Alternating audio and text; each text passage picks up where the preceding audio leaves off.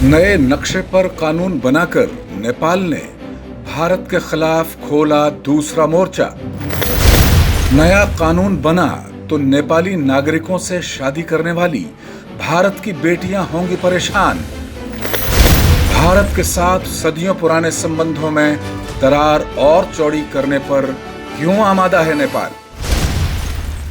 ऐसे बहुत से सवालों को समझने से पहले जरा नेपाल के जनकपुर में सीता और भगवान राम के विवाह का दृश्य याद कर आत्मविभोर हो जाइए। नेपाल और भारत के सीमावर्ती इलाकों में आपस में रोटी बेटी के रिश्ते सदियों पुराने हैं, लेकिन अब नेपाल में नया नागरिकता कानून बन गया तो नेपाली नागरिकों के साथ विवाह करने वाली भारतीय बेटियां तुरंत वहां की नागरिक नहीं बन पाएंगी, बल्कि उन्हें 7 साल लंबा इंतजार करना पड़ेगा। कम्युनिस्ट पार्टी नया कानून बनाने पर आमादा है। जहाँसम्म नागरिकताको विषयमा चर्चा चलाइ नेपाल कम्युनिस्ट पार्टी की सांसद भगवती न्यौपाने का कहना है कि अतीत में हमसे बहुत गलतियां हुई हैं। लाखों की संख्या में विदेशियों को हमारी नागरिकता बांटी गई। ये कहां तक उचित है कि विदेश में जन्मी कोई महिला नेपाली नागरिक से शादी कर यहाँ की नागरिक हो जाए। हामीले विगतमा नेपालमा विगतमा धेरै गल्ती भयो। हालांकि विपक्षी नेपाली कांग्रेस और जनता समाजवादी पार्टी इसके पक्ष में नहीं है। वे किसी कीमत पर भारत के साथ रिश्ते बिगाड़ना नहीं चाहती। नेपाली कांग्रेस के सांसद जितेंद्र देव का कहना है कि सरकार का ये फैसला अत्यंत अदूरदर्शी, अपरिपक्व, सांप्रदायिक दंगे भड़काने वाला और आखिरकार देश का विभाजन करने वाला साबित होगा। नेपाली कांग्रेस हर हाल में इसका विरोध करेगी। आइए जानते हैं कि इस मसले पर नेपाल के मीडिया की क्या राय है। तो यहाँ नेपाल का नियम कानून परंपरा रीति रिवाज, यहाँ का जो वैचारिक बातें हैं, यहाँ का जो राष्ट्रीय वस्तु स्थितियाँ हैं, तो वो सब में जो है थोड़ा जानकार हो जाए, 7 साल में यहाँ के बारे में जानकार हो जाए, तब जाके उसको नागरिकता मिले। वहीं भारतीय मीडिया इस पक्ष में है कि नेपाल भारत के साथ संबंधों में खटास पैदा करेगा तो उसके नागरिकों के साथ भारत में सामाजिक दिक्कतें बढ़ सकती हैं।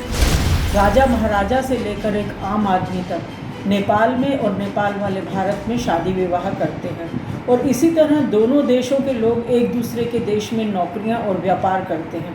यदि ये विधेयक पास होता है तो जो आपसी संबंध हैं लोगों के, जो सद्भाव है, जो प्रेम है, उस पर भी इसका बहुत ज़्यादा असर पड़ेगा।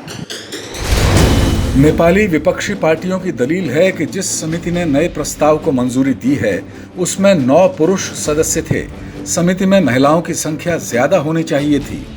विपक्ष का मानना है कि नया कानून बना तो सीमावर्ती इलाकों में सामाजिक संघर्ष का नया माहौल गहराने लगेगा। नेपाल के गृह मंत्री राम बहादुर थापा कहते हैं कि उनकी सरकार भारत जैसा ही प्रावधान चाहती है। उनके अनुसार भारत भी विदेशी बहुओं को 7 साल बाद ही नागरिकता देता है, लेकिन जानकार कहते हैं कि थापा को सही जानकारी नहीं है। 7 साल बाद भारतीय नागरिकता का नियम नेपाल की बेटियों पर लागू नहीं होता है। आइए अब एक नजर कुछ और अहम जानकारियों पर। भारत में आम लोगों को नागरिकता सर्टिफिकेट जारी नहीं किया जाता। इसके लिए पासपोर्ट जैसे दस्तावेज मान्य हैं, लेकिन नेपाल में बाकायदा नागरिकता सर्टिफिकेट जारी करने का प्रावधान है। बहुत सी जरूरी सुविधाओं के लिए उसे प्रस्तुत करना होता है। नेपाल में विदेशी बहुओं को नागरिकता मिलने तक निवास परमिट जारी होगा, उससे ही सारे हक मिलेंगे। लेकिन सरकारी नौकरियों और राजनीतिक अधिकारों के लिए नागरिकता सर्टिफिकेट जरूरी होगा।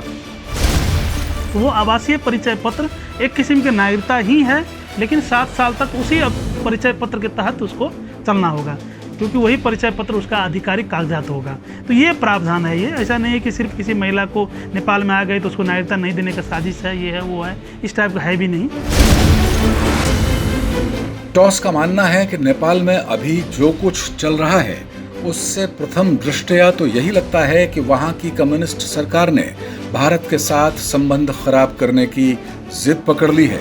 मौजूदा भू राजनीतिक परिदृश्य और अंतर्राष्ट्रीय शक्ति संतुलन के बदलते समीकरणों के दौर में अब भारत को नेपाल की मंशा की ओर गंभीरता से ध्यान देने की जरूरत है, अन्यथा नया सिरदर्द पैदा हो सकता है।